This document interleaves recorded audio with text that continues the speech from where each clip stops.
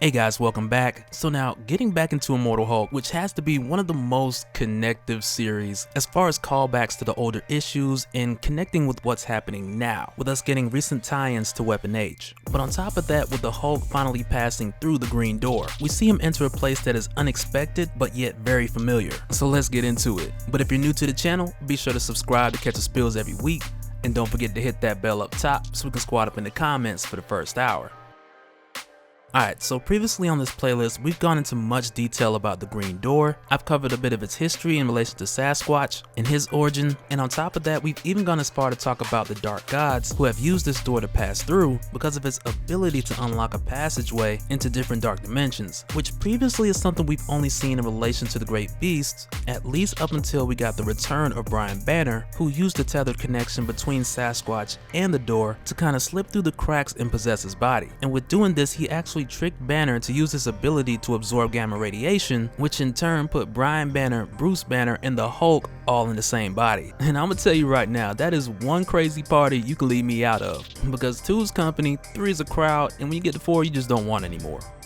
But what's interesting is when we follow up with Banner after this event had taken place, his memories are pretty hazy from the time that he was a Hulk, which of course is nothing new, but since the events of No Surrender, he is aware that the Hulk is different, that the Hulk is smarter, and he can connect to much of those thoughts from the Hulk through the old-fashioned way of just hunches and intuition. And when he notices the Hulk's mind going towards things like magic, along with Banner's vague memories of absorbing Sasquatch from Walter Langowski, the combination of the two puts Banner in this mindset of, you know what, I'm just not gonna Hulk out again. Because once again for Banner, only through the form of a hunch does he get this feeling that when he absorbed Sasquatch, that something else came along for the ride. And it's like, you know, Banner's theory sounds good, like the idea sounds good of not hulking out, but it never really works that way. But something that we've seen frequently in Immortal Hulk that we also find happening here is at nighttime, that voice of him communicating with the Hulk or to the beast within, at this point it gets much clearer. Like there's something about the darkness which couldn't be any more dangerous at this point, because it also strengthens the connection between him and any other Hulk or beast that he has just roaming around inside there, who at this time during the night is very subtly guiding him to the Green Door. But while he's on his way, he's approached by Captain Marvel, who had used technology that Alpha Flight would usually use to track Sasquatch, but in this case to find the Hulk. But with Sasquatch out of commission, she had to bring a squad with a bit more power than Alpha Flight at this time,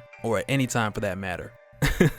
And I gotta say, semi-sincere apologies to the die-hard Alpha Flight fans out there. I know the both of y'all is big mad right now, but the Avengers even being here is really just for backup, because Carol Danvers has been charged with the options of either bringing in Walter Langowski, who will likely be given lethal injection because of the crimes charged when he was Sasquatch and being controlled by the Devil Hulk, or to bring in Banner, who, if he hulks out again, they're ordered to kill and bring in. And I'm gonna tell you right now, just from jump, it didn't go well. And part of that reason is because his influence Banner kind of pushed the button with She-Hulk, stirring up her frustrations, which go all the way back to Civil War II, because she is clearly still mad at Banner for guilting Hawkeye into killing the Hulk and not even thinking for a moment what that would do to her, his own family. But when it really jumps off, it reminds me a lot of the first Avengers film, when Banner told Captain America his secret about always being angry. Because here, when Captain Marvel tells Banner the ultimatum, and pretty much the Hulk out again is to be sentenced to death, he's just like, well, that's my secret, Captain, I'm already dead. And from there, he just completely wrecks the Avengers. And all the while, keep in mind, this is a Hulk that is being guided by Brian Banner. And when this happens, we get a bit of foreshadowing from Thor, who we've seen with one eye, who we've seen with one arm, and now we see with 31 teeth, who mentions that this creature of science that this world has made is near the equivalent of a god, or perhaps even a devil. And Brian Banner pretty much just tells him, Devil Hulk. But what Thor says about the god or devil level status, that's just foreshadowing something we'll talk about later on in this video. But at this point, where we pretty much have the immortal Devil Hulk wrecking the Avengers, Tony's Hulkbuster armor gets critically busted and forces him to use the I'm not about that life protocol. Nah, but he ejects to his low orbiting cannon in order to activate the one-shot Helios laser, which is pretty much a UV radiation beam that points like the power of the sun levels of energy in one direction.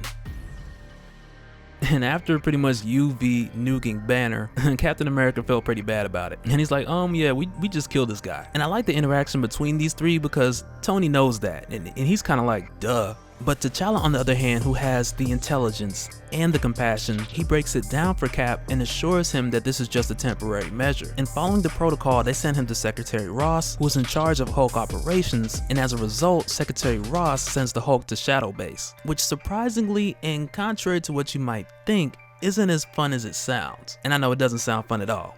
And it's because it's not. And that's because it's here that they have the Hulk separated in jars. And on the inside of each one of these jars, he is still alive. Every limb, every organ, every intestine still working perfectly as if it were still within one organism. And that's the reason why he's here. Like, the whole purpose of him even being contained here and being experimented on by Dr. Clive, who I promise you looks just like Krieger. And they just may be the same person from different realities. Who knows? But with this entire intention and goal being to discover the secrets and figure out the rules of how the Immortal Hulk does this, how does he stay alive, why isn't he regenerating, and how are the other pieces independently operating while showing no signs of failure or decay? Because that's truly why the government wants him. It's not about safety, it's not about Banner being punished for crimes, but they want the Hulk's immortality, they want his regeneration, they want his strength, and Dr. Clive discovers in the most terrifying way that the Hulk allowed all of this to happen in order to really just test his limits and see what he could do. But when he brings himself together, which he could have done at any point in time, Dr. Clive, who is standing in the middle, gets engulfed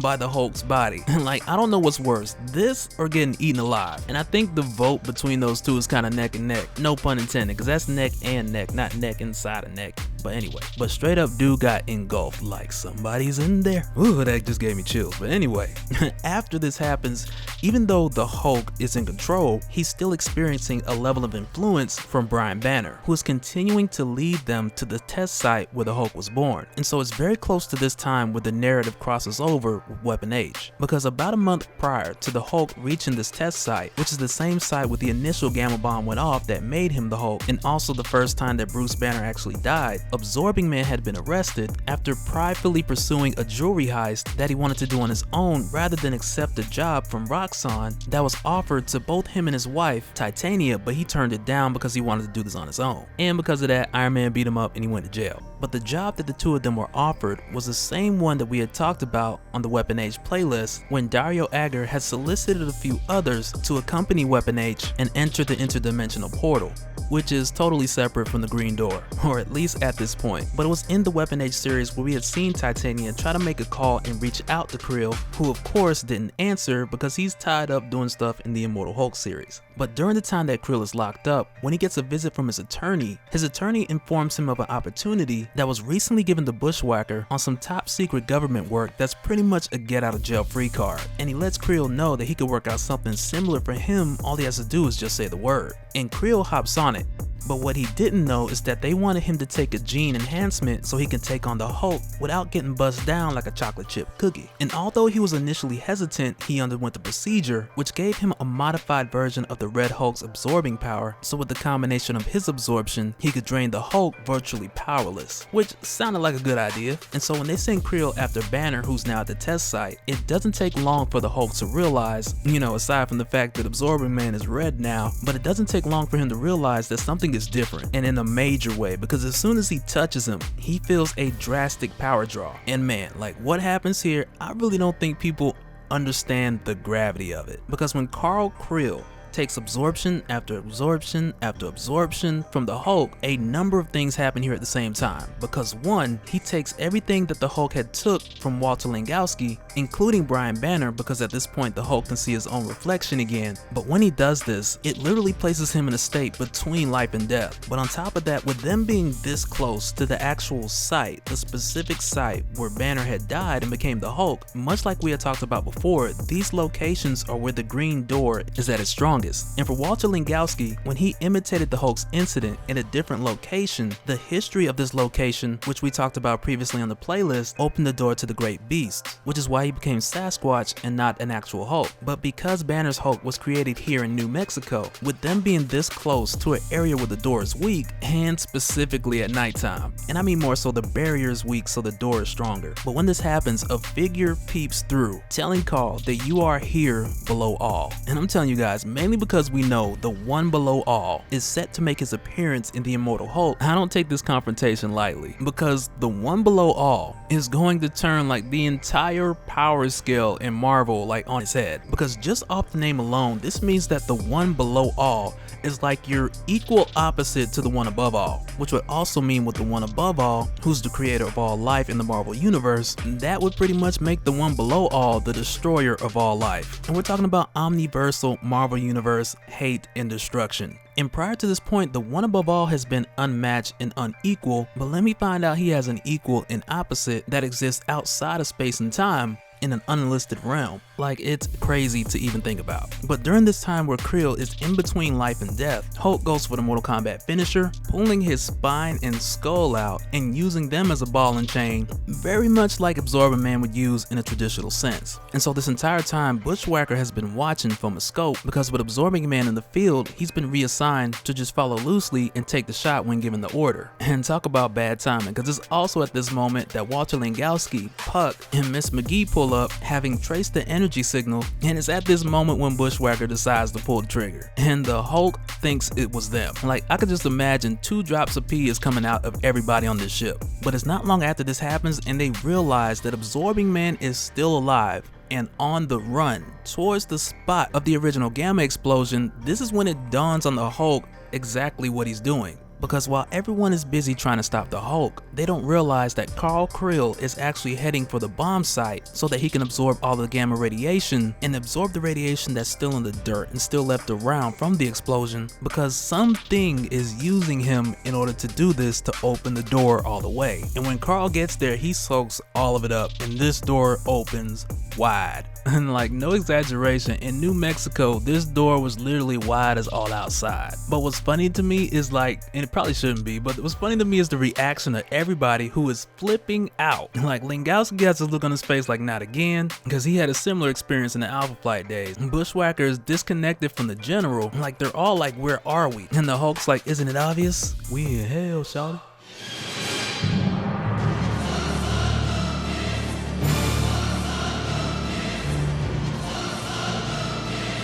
But it's crazy seeing this, because in connection with Marvel Legacy, I'm not sure if they're still following the event that we talked about a long time ago when the Hulk actually went to hell before, and lo and behold, when he got there, there was Peter Parker. But when he arrived there, this displaced the Hulk from Earth 11638, who was sent to hell by the Bruce Banner of that Earth once he became Sorcerer Supreme. But with Hulk arriving in that hell, it released this one onto Earth 11638. So I'm pretty curious to see if they'll mix any of that in here, because the Peter Parker of that Earth, who was the Amazing Spider, his soul was only there because he was in a coma. So could he wake up? Maybe so, who knows? But getting back to the Immortal Hulk, at this point when they're in hell and they should all be worried about how to get back quick as possible, Miss McGee once again is back at the opportunity to try to ask the Hulk how she can be what he is. And she really needs to let that go. But not too long into their conversation, they're approached by Rick Jones. And when they see him, his eyes are like hollowed out, like he's just a shell. But it's trippy that they see him here and he still has that harmonica. Oh man, I was so triggered one time when I seen this, and I forget which video it was, but I was truly triggered off the fact that he's playing a harmonica in the test bomb site. Like, who does that? But also while they're there, Miss McGee sees her father, and it's very emotional because he had died just stressing himself out trying to work and put the lives of his family back together. But also while they're here, Carl Creel, the Absorbing Man, feels extremely guilty because he understands that the reason all of them are here is his fault. But Puck assures him that you're the one that opened this door and you're the one who's gonna close it. And for Carl, initially, it's pretty frustrating because he's like, why are you so confident about this? Like, what experience do you have here? And in his defense, Puck has plenty, and some of which we talked about earlier on this playlist that took place back in his days with Alpha Flight, but he assures Carl that he is the way out. But over with the Hulk and Miss McGee, they run into Thunderbolt Ross, who's supposed to still be alive. But it's weird seeing him here because I believe he's gonna die in Captain America pretty soon. And it's not that I'm hoping that, just word on the street. But when this version of Ross flips out and turns into some Red Hulk, like hell version of the Red Hulk, they both engage, and it's not too long before the Hulk gets the best of him, rips him in half, and immediately after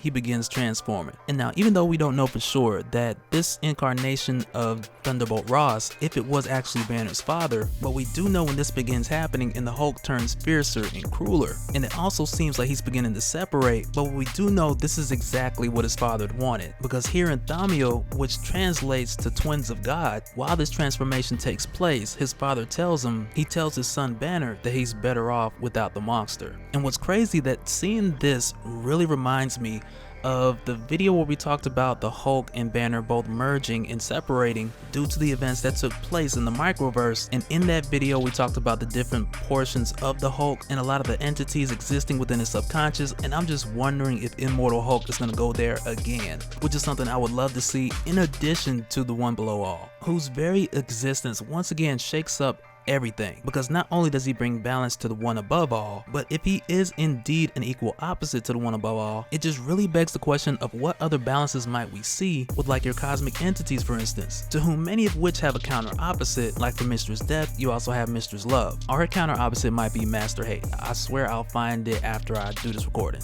But even to that extent, what would be like your omniversal opposite for the Phoenix Force? Like, is it like a frozen turtle? Like, who knows? But either way, before I get too deep with the theoretums, I'm gonna let you guys take over down in the comments, and I'm gonna let y'all let me know. But aside from that, I got other links down below for your Infernal Hulk, and also your Hulk in the Microverse, where both Bruce and the Hulk separate before.